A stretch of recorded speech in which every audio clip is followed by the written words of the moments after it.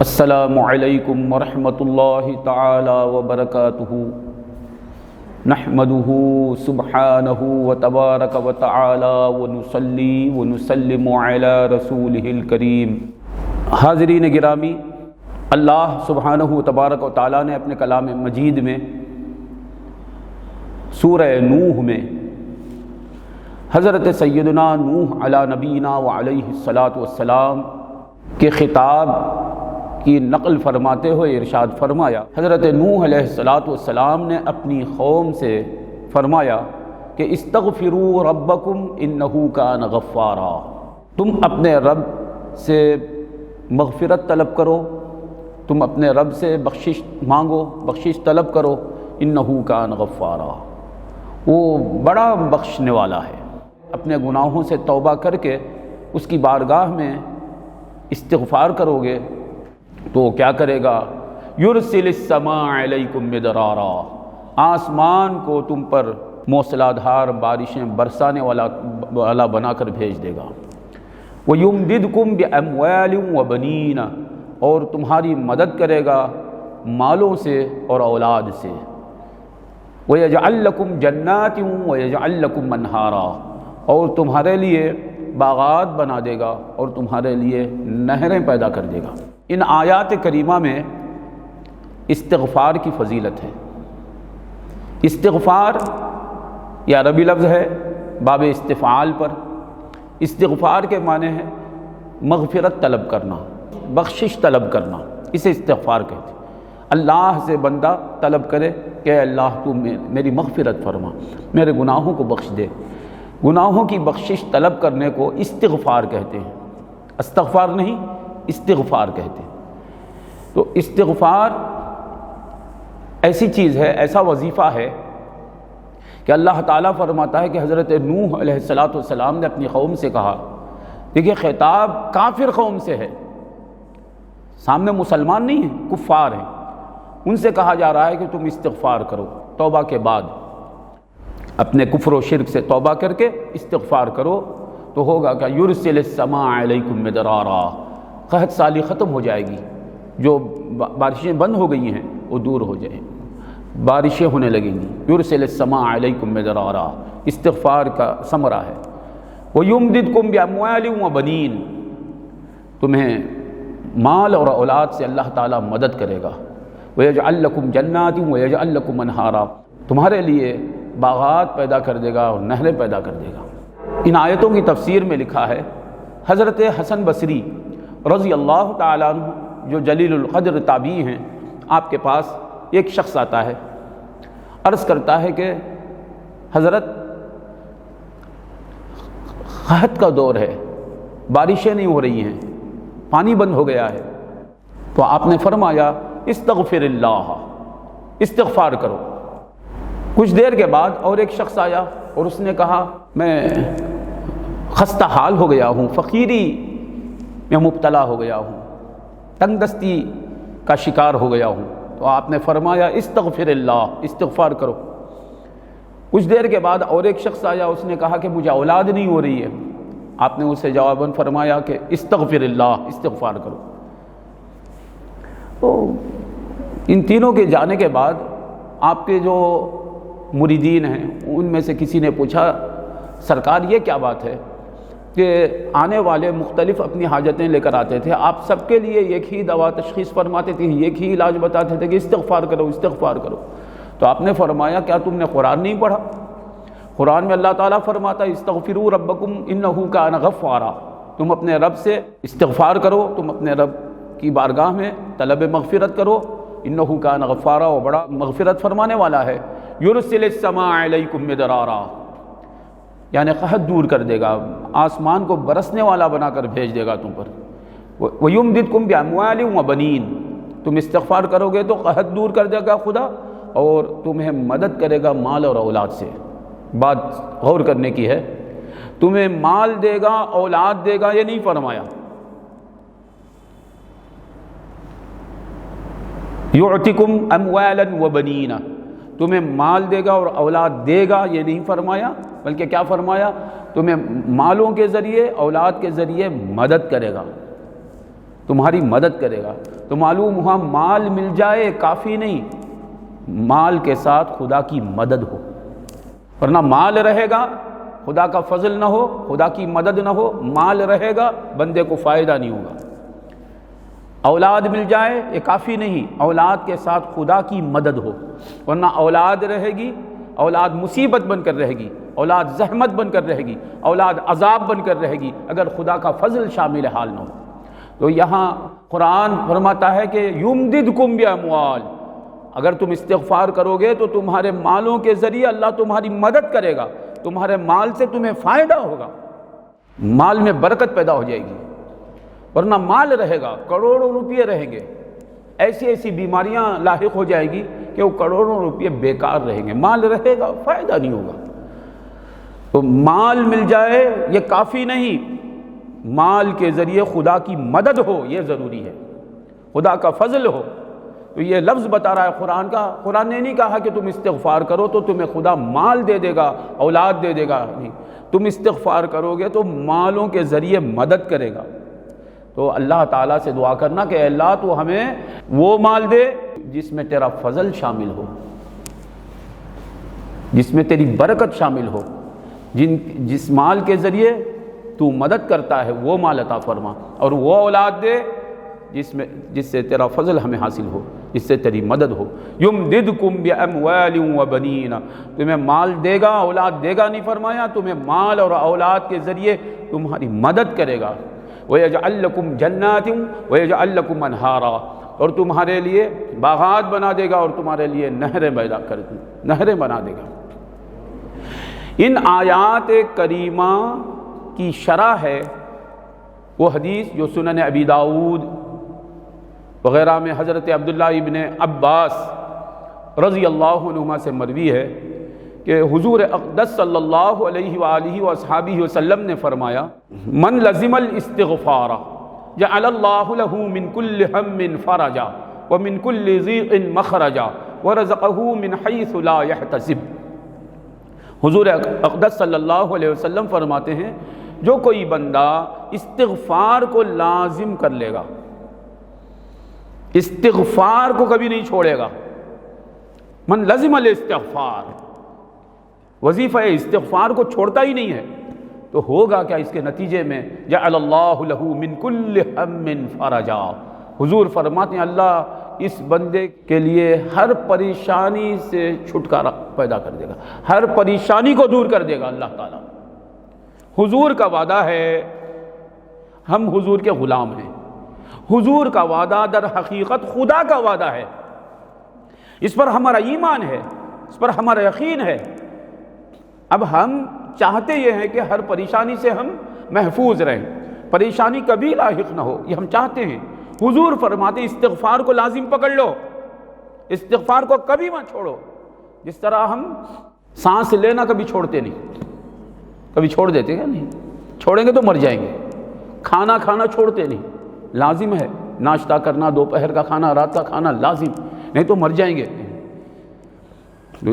لازم کر لو، استغفار کے وظیفے کو لازم کر لو، تو حضور کا وعدہ ہے جعل اللہ له من كل هم فرجا، جو بندہ استغفار کو اپنے اوپر لازم کر لے گا، ضروری کر لے گا، استغفار کے وظیفے پر مداومت کرے گا، مواظبت کرے گا، جعل اللہ له من كل هم فرجا، ہر پریشانی کو اللہ دور کر دے گا، اس کی ہر پریشانی کو دور کر دے گا۔ سبحان اللہ سبحان اللہ سبحان اللہ، ہر پریشانی۔ تو ہر ایک کو کوئی نہ کوئی پریشانی لاحق ہے، ایک ٹینشن ہے، کسی کو کوئی ٹینشن ہے، کسی کو کوئی ٹینشن ہے، کوئی دنیاوی ٹینشن ہے یا اخروی ٹینشن ہے۔ ہر ٹینشن کو، ہر پریشانی کو اللہ تبارک و تعالیٰ دور کر دے گا۔ جعل اللہ له من كل هم فرجا، ہر پریشانی سے اللہ تبارک و تعالیٰ کشادگی پیدا کرے گا اس بندے کے لیے۔ کس بندے کے لیے؟ جو بندہ استغفار کو لازم کر لیتا ہے، استغفار کا وظیفہ کبھی چھوڑتا نہیں۔ تو سرور کائنات صلی اللہ علیہ وسلم فرماتے ہیں اللہ ہر پریشانی کو اس کے دور کر دے گا۔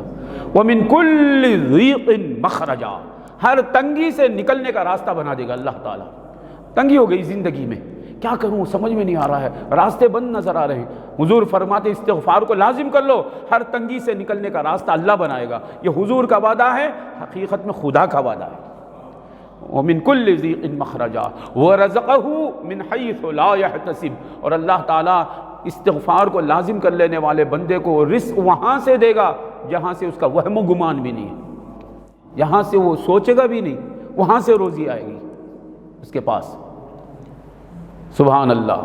دیکھیے یہ ایک کام کرنا ہے، ثمرات اتنے ہیں، کتنے فائدے ہیں، سارے فائدے اسی میں ہیں۔ ہر پریشانی سے چھٹکارا مل جائے گا، ہر تنگی سے نکلنے کا راستہ آپ کو ملے گا، اور وہاں سے آپ کو رزق ملے گا جہاں سے آپ کا وہم و گمان بھی نہیں۔ کرنا کیا ہے؟ اتنے فوائد کو حاصل کرنے کے لیے یہ ایک کام، استغفار کے وظیفے کو لازم کر لینا، استغفار کو لازم کر لینا۔ استغفار کو لازم ہم کب کریں گے؟ جب ہم خود کو گناہگار سمجھیں گے۔ گناہگار سمجھیں گے تو استغفار کریں گے، گناہ کو خطرناک سمجھیں گے، گناہ کو مصیبت سمجھیں گے، گناہ کو آفت سمجھیں گے، گناہ کو مضرت سمجھیں گے، گناہ کو ذلت سمجھیں گے، گناہ کو معمولی سمجھیں گے آپ تو استغفار کریں گے نہیں۔ بیماری کو معمولی سمجھیں گے تو علاج نہیں کریں گے، علاج اسی وقت کریں گے جب بیماری سے آپ گھبرائیں گے۔ کب گھبرائیں گے؟ جب بیماری کو آپ خطرناک سمجھیں گے، بیماری کو مصیبت سمجھیں گے تو علاج کی طرف جائیں گے۔ استغفار کب کریں گے آپ دل و جان سے؟ اس وقت کریں گے جب آپ کے دل میں بات پیدا ہو جائے کہ گناہ بہت بری چیز ہے، گناہ بڑی ذلت ہے، گناہ بڑی آفت ہے، گناہ بڑی مصیبت ہے، یہ سمجھیں گے تو آپ استغفار کریں گے، اور خود کو گناہگار سمجھیں گے تو استغفار کریں گے۔ نہیں دوسروں کو گناہگار سمجھ رہیں گے، یہ گناہگار ہے، وہ گناہگار ہے، وہ گناہگار ہے، خود کو پاک سمجھتے رہیں گے تو ہرگز استغفار نہیں کریں گے۔ انبیاء علیہم السلام ہیں پاک، ملائکہ کرام سے اعلیٰ ہیں، ملائکہ کرام سے افضل ہیں، وہ استغفار کر رہے ہیں۔ ہم تو ہیں سراپا گناہ، ہم استغفار نہیں کرتے۔ تو استغفار کو جو لازم کر لے گا، حضور فرماتے ہیں کہ جعل اللہ لہ من کل ہم فرجا، ہر پریشانی سے اللہ تعالیٰ اسے نکال دے گا، ہر پریشانی کو دور کر دے گا۔ کسی کو کوئی پریشانی، کسی کو پریشانی، عاشق مصطفیٰ کو کیا پریشانی ہے؟ حضور کا جلوہ نظر نہیں آ رہا ہے، پریشانی ہے نا۔ میری عمر گزر رہی ہے، میں نے آج تک حضور کو نہیں دیکھا، یہ پریشانی ہے۔ حضور فرماتے ہیں استغفار کرو، ہر پریشانی دور ہو جائے گی۔ تو بہت ممکن ہے استغفار کو لازم کر لینے والے کی یہ پریشانی دور ہو جائے گی، وہ دیکھے گا کہ مسکراتا ہوا چہرہ محمد رسول اللہ کا خواب میں وہ حضور کے دیدار سے مالا مال ہو جائے گا۔ من لزم الاستغفار جعل اللہ لہ من کل ہم فرجا، جو استغفار کو لازم کر لے گا اللہ تعالیٰ اس کی ہر پریشانی کو دور کر دے گا، اور ومن کل ضیق مخرجا، ہر تنگی سے نکلنے کا راستہ بنا دے گا۔ وَرَزَقَهُ مِنْ حَيْثُ لَا يَحْتَسِبُ، اور وہاں سے اسے رزق دے گا جہاں سے اس کا حساب نہیں، گمان نہیں، خیال نہیں۔ یعنی بندہ یہ سوچتا ہوگا کہ یہاں سے مجھے پیسہ ملے گا، اس مالدار کے ذریعے مجھے پیسہ ملے گا، گمان اس کا ادھر ہے، غریب کے ذریعے پیسہ آ جائے گا۔ وہ سمجھتا ہوگا کہ کوئی میرا اپنا رشتہ دار میری مدد کرے گا، یہ سوچتا ہوگا، یہ خیال کرتا ہوگا۔ ہوگا ایسا کہ کوئی غیر پرایا وہ آ کر خدمت کر دے گا، جہاں سے گمان نہیں وہاں سے۔ وہ دوسری حدیث میں آیا، حضور اقدس صلی اللہ علیہ وسلم فرماتے ہیں اب اللہ یرزق عبدہ المؤمن الا من حیث لا یحتسب، اللہ تعالیٰ نے یہ فیصلہ کر لیا کہ اس کے بندہ خاص مومن کامل کو وہیں سے رزق دے گا جہاں سے اس کا گمان بھی نہیں رہے گا۔ تو میں یہ شرح کرتا ہوں اس حدیث پاک کی کہ جہاں سے گمان نہیں وہاں سے روزی ملے گی، سے مراد خلق سے روزی ملتے رہے گی، خلق کے ذریعے روزی ملے گی، مگر اس کا خیال خلق کی طرف نہیں رہے گا۔ جس ذریعے سے روزی ملتی ہے اس ذریعے کے خیال میں نہیں رہے گا، جو ذریعہ بنانے والا ہے اسی کے خیال میں رہے گا، اسی کی یاد میں رہے گا، اسی کی طرف متوجہ رہے گا، اسی پر یقین رکھے گا، وہ یہ سمجھے گا کہ یہ جو بھی دینے والا ہے یہ ذریعے ہیں، یہ وسائل ہیں، وسائط ہیں، یہ حقیقت میں دینے والے نہیں، دینے والا تو وہی ہے جو ان وسائل و وسائط و ذرائع کو بنانے والا ہے۔ تو جہاں سے اس کا گمان نہیں وہاں سے دے گا، تو معلوم وہاں خلق سے دے گا، خلق کی طرف اس کا خیال نہیں رہے گا، خلق کی طرف اس کا دھیان نہیں رہے گا، وہ گم رہے گا اپنے خالق کے خیال میں، وہ مست رہے گا اپنے معبود کی یاد میں، اور معبود مخلوق کے ذریعے دے گا مگر اس کا خیال مخلوق کی طرف نہیں رہے گا، اس کی توجہ مخلوق کی طرف نہیں رہے گی۔ وَرَزَقَهُ مِنْ حَيْثُ لَا يَحْتَسِبُ، وہاں سے روزی دے گا اللہ تعالیٰ استغفار کرنے والے کو جہاں سے اس کا خیال بھی نہیں، وہم و گمان بھی نہیں۔ تو اب اس سے معلوم ہوا استغفار بہت ہی پیارا وظیفہ ہے۔ تاریخ انسانی میں سب سے پہلے جو دعا کی وہ کیا دعا ہے؟ جو سب سے پہلے جو دعا کی گئی وہ کون سی دعا ہے؟ استغفار۔ انسانیت کے تاریخ میں پہلی دعا، ساری انسانیت میں، تاریخ انسانیت کی پہلی دعا کیا ہے؟ استغفار۔ وہ ہے ربنا ظلمنا انفسنا وان لم تغفر لنا وترحمنا لنکونن من الخاسرین، اے ہمارے رب ہم نے اپنے نفسوں پر ظلم کر لیا، اگر تو مغفرت نہ فرمائے، تو رحم نہ کرے تو ہم خسارے میں پڑ جائیں گے۔ تو معلوم ہوا طلب مغفرت یعنی استغفار، یہ سرکار آدم علیہ السلام جو اعلیٰ درجے کے معصوم ہیں آپ کی دعا ہے۔ ہم تو سراپا گناہ ہیں، سراپا خطا ہیں، ہم میں اگر آدمیت ہے تو ہم ضرور استغفار کریں گے، ابلیسیت ہے تو ہم دعا استغفار نہیں کریں گے۔ تو آدم علیہ السلام کی پہلی دعا تاریخ انسانیت کی وہ ہے استغفار، اور استغفار کی فضیلت آپ دیکھیے قحط دور ہو جائے گا، اولاد کے ذریعے اللہ مدد فرمائے گا، بندے کی اولاد کے ذریعے اللہ بندے کی مدد فرمائے گا، اموال کے ذریعے اللہ مدد فرمائے گا، جنتیں پیدا کر دے گا، نہریں بنا دے گا۔ اور حدیث کہتی ہے کہ اس آیت کی شرح ہے، حدیث کہتی ہے کہ ہر پریشانی کو اللہ دور کر دے گا، ہر تنگی سے نکلنے کا راستہ بنائے گا، اور وہاں سے روزی دے گا جہاں سے اس کا وہم و گمان بھی نہیں۔ یہ ہے استغفار کے بعض فضائل ہم نے آج بیان کیے۔ تو اب استغفار بہت پیارا وظیفہ ہے، بہت اعلیٰ وظیفہ ہے، یہ معلوم ہے، اس کے فضائل یہ ہیں۔ اب کوئی بندہ استغفر اللہ کہے تو بھی ان آیات اور اس حدیث پر عمل کرنے والا ہو گیا۔ کوئی استغفر اللہ کہتا رہے تو وہ لزوم استغفار کو لازم کرنے والا ہو گیا، عمل ہو گیا اس حدیث پر۔ افضل یہ ہے کہ وہ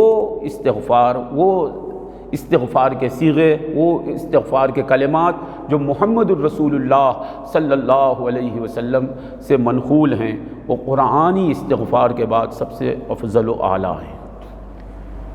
جیسا کہ سنن نبی داؤد میں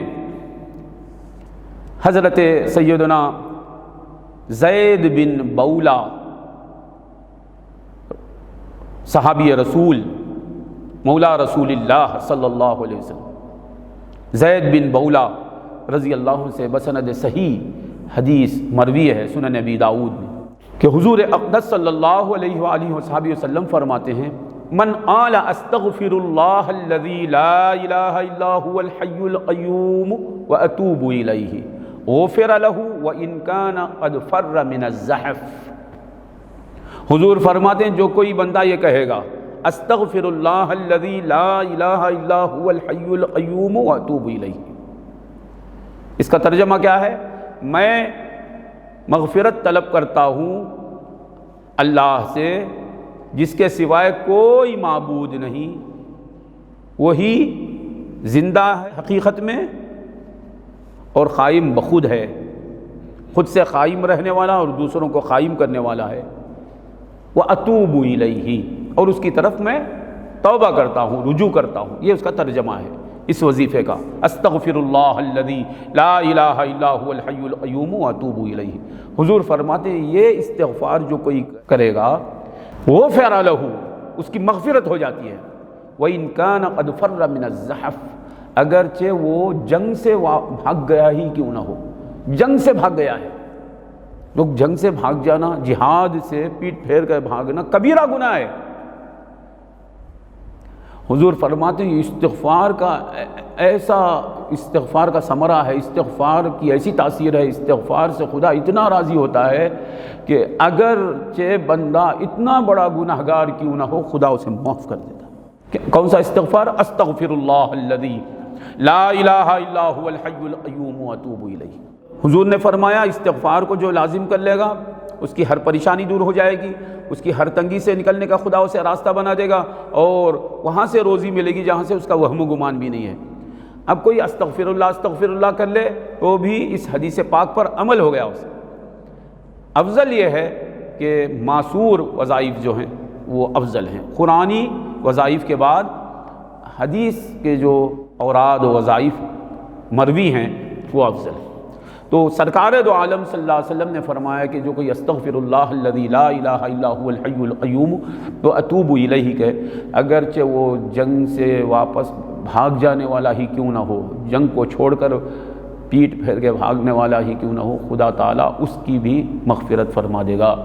تو استغفار میں اس صیغے کو اگر آپ اختیار کر لیں گے، یہ استغفار اس کی کثرت کریں گے، استغفر اللہ الذی لا الہ الا هو الحی القیوم واتوب الیہ، استغفر اللہ الذی لا الہ الا هو الحی القیوم واتوب الیہ، استغفر اللہ الذی لا الہ الا هو الحی القیوم واتوب الیہ۔ لفظ تو بتا رہا ہے کہ یہ ایک بار بھی کہے خدا تعالیٰ اس کا کبیرہ گناہ بھی معاف کر دے گا، تو اگر اس کی کثرت کر لے بندہ تو ظاہر بات ہے وہ خدا تعالیٰ کا مقرب و محبوب بندہ ہو جائے گا، اس کی کثرت کریں۔ اللہ تعالیٰ ہمیں استغفار کی کثرت کی توفیق عطا فرمائے، اور خصوصاً وہ استغفار، وہ صیغ استغفار، وہ استغفار کے عبارتیں جو قرآن سے اور حدیث سے ہمیں ملی ہیں، ان کی کثرت کی توفیق عطا فرمائے۔ وآخر دعوانا الحمد للہ رب العالمین۔